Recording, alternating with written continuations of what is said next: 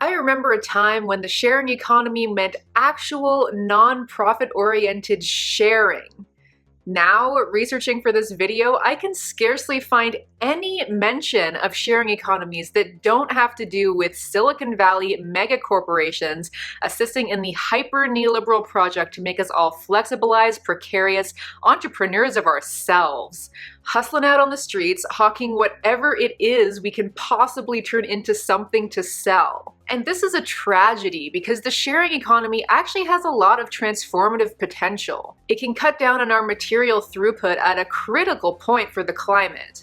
If people move away from owning things outright and simply borrow things when they need them, or share a resource between a group of people who maybe only need it once a week, then we can cut down on the gross amount of superfluous crap produced in this consumption and waste economy. What's more is that it can teach us to actually participate in communities of care and mutual aid, and help to rewire the growth and spectacle-oriented programming of our brains under capitalism. But we have to delineate what we mean by sharing. Chris Martin writes that the common sense meaning of sharing excludes forms of exchange where a monetary benefit accrues to one or more party, and hence innovations based on peer-to-peer asset rental, for example Airbnb, could be excluded from the sharing economy.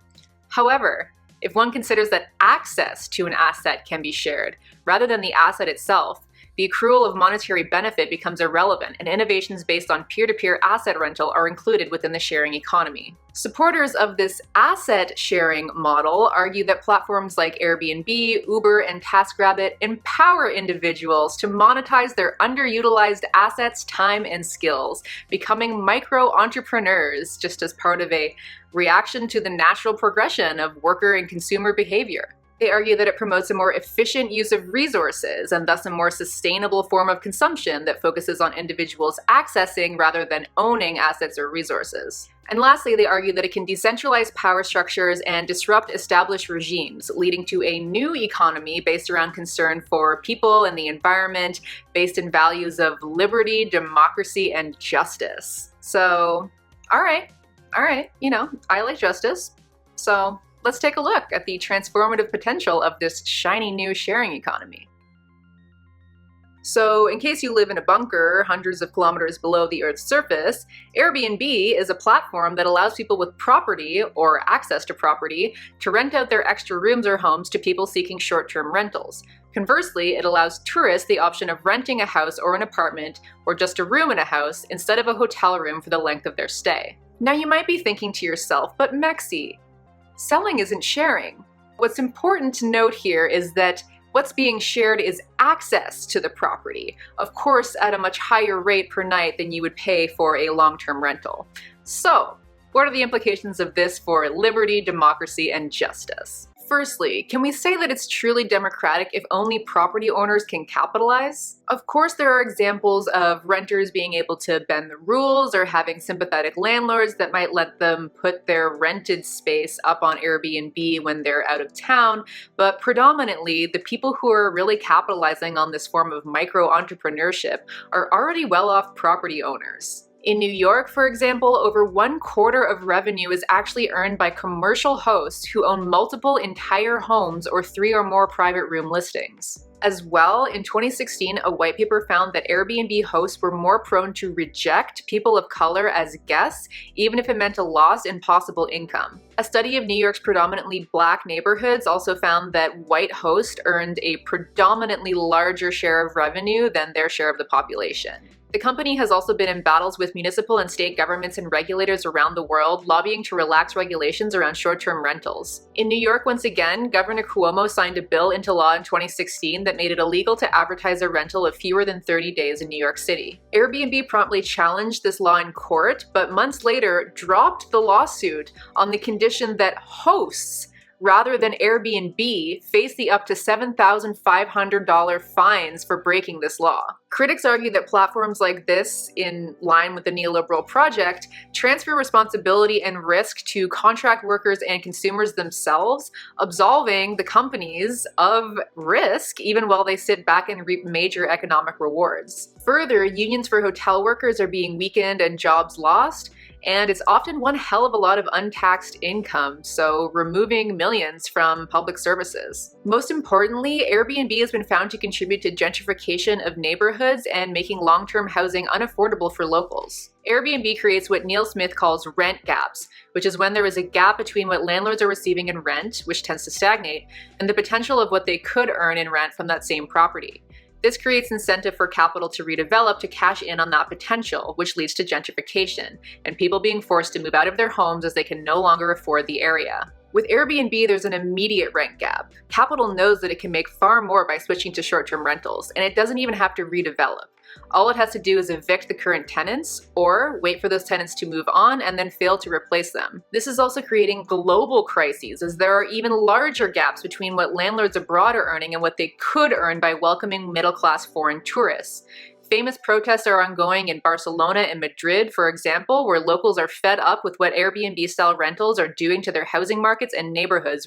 Many people have turned their anger towards tourists themselves or tourism in general, but really this is more of a structural phenomenon. Amsterdam and Cornwall are other examples of cities that are harshly regulating the service since residents took to the streets in protest. If you do live in that bunker, you probably also haven't heard of Uber, but it is similar in that it shares access to cars and allows car owners to moonlight by driving drunk people around at all hours of the night.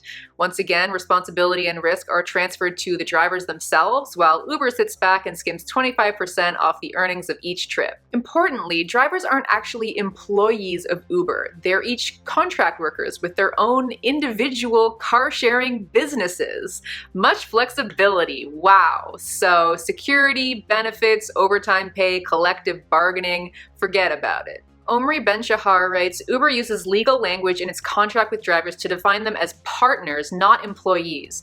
It says it is providing drivers with business opportunities, and it refers to itself as a technology company or a platform, not a transportation company. This mighty clever Uber speak basically represents the crux of the sharing economy. There are no employers anymore, just business opportunity platforms. What really strikes me about Uber is just the complete mainstreaming of moonlighting.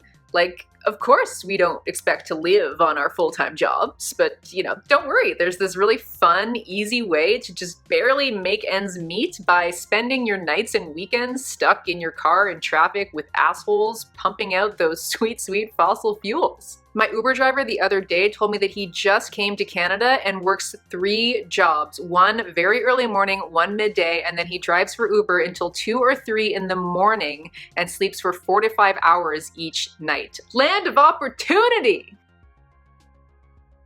TaskRabbit seems to me representative of the worst kind of neoliberal dystopia. People can offer their services up for any kind of menial task that someone needs done in their home. I mean, okay, I can see the appeal. It's neat. It can bring people together to do things without having to hire companies. But it's also just kind of like well-off people paying less well-off people to do their chores. Something Becky Ellis said to me in a podcast is really coming to mind, that it's kind of like women a century ago selling their hair just to be able to eat. I know that might sound extreme, but honestly, just looking at the way that the labor market is going and the ongoing destruction of labor's power with respect to capital, the ongoing increase of the reserve pool of labor, the ongoing automation process displacing people, I am already envisioning a future where we just have huge swaths of people who are completely superfluous to capital and just selling organs and body parts to survive. On one hand, I kind of look forward to that day because maybe then there will be enough people who understand themselves as outside of the system to actually build something better, something perhaps actually built around sharing. But if the current sharing economy is any indication of the future of labor, then boy, is it looking bleak. Francis Flanagan points out that much like the people who contract their labor out for TaskRabbit today, 19th and 20th century domestic servants worked without the protection of minimum wages or hours, worked without unions or independent arbitration, and had perpetually porous boundaries between their work and non-working time, with low status and pay. He argues that digital platforms are engendering a shift and that intermediaries like TaskRabbit played virtually no role in the operation of the former system, but they play a fundamental role in today's system. They aggregate data about worker responsiveness and speed, and that data is used to either discipline or reward workers without reference to public law.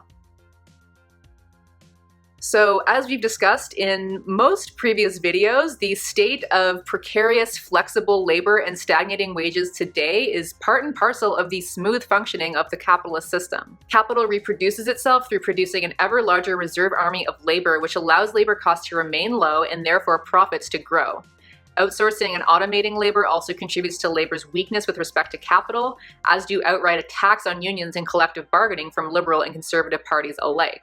Neoliberal cuts to state spending, privatization, and deregulation all work to put a downward pressure on labor so that capital can continue to accumulate up the hierarchy, concentrating wealth at the top and making everyone at the bottom fight for scraps with no social safety nets. So this model of sharing access under this growth-oriented, profit-seeking system just tends to make us atomized workers of ourselves with no security, benefits, or unions, just racking our brains for something to sell to anyone who will buy it. But you know what? Sharing does exist, and there are many examples of the ways that real sharing economies are actually manifesting in the world. So along with reclaiming radical creativity, we also need to reclaim sharing and the idea of what a sharing economy could really be. One example of a truly sharing economy can be found in Malaysia with the Semai people. Robert Denton, who's an anthropologist and lived with the Semai people for some time, wrote about their very interesting and very radical culture and economy. The Semai economy is based on sharing and gift-giving rather than bartering. Denton writes that economic exchanges are more like Christmas exchanges than like commercial ones. It's considered taboo for members of Semai society to calculate the value of gifts given or received,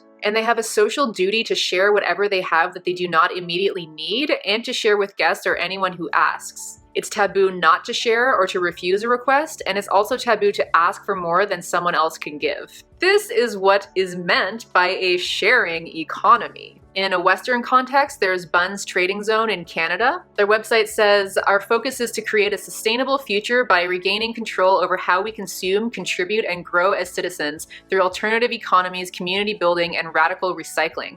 We operate as a cash-free space. This platform allows people in most major cities in Canada to trade items as well as skills. So if I'm putting up a microwave, for example, someone might offer to help me plant vegetables on my porch." In a similar vein, there are also buy nothing groups on Facebook, which allows people to just put up things that they want to put up and people can come take them completely cash-free. There are borrowing shops in Berlin, clothing swaps, food not bombs, which we've talked about before, and mutual aid disaster relief, which I think is going to be vitally important in the coming decades, so maybe I'll do a video on that. But there are so many ways to think about coming together and sharing and creating economies and networks of care for one another that don't revolve around profit or individualism or growth. Sam Bliss says these days share washing is the new greenwashing, but we need sharing, real sharing.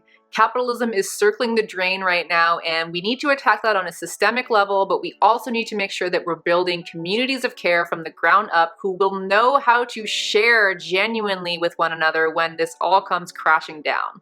Very special thanks to my patrons. You make this show possible. If you'd like to support the show, please consider becoming a monthly patron or toss me a one-time donation via PayPal. Check out my podcast at veganvanguardpodcast.com. Like, share, comment, subscribe, and I'll see you in another video.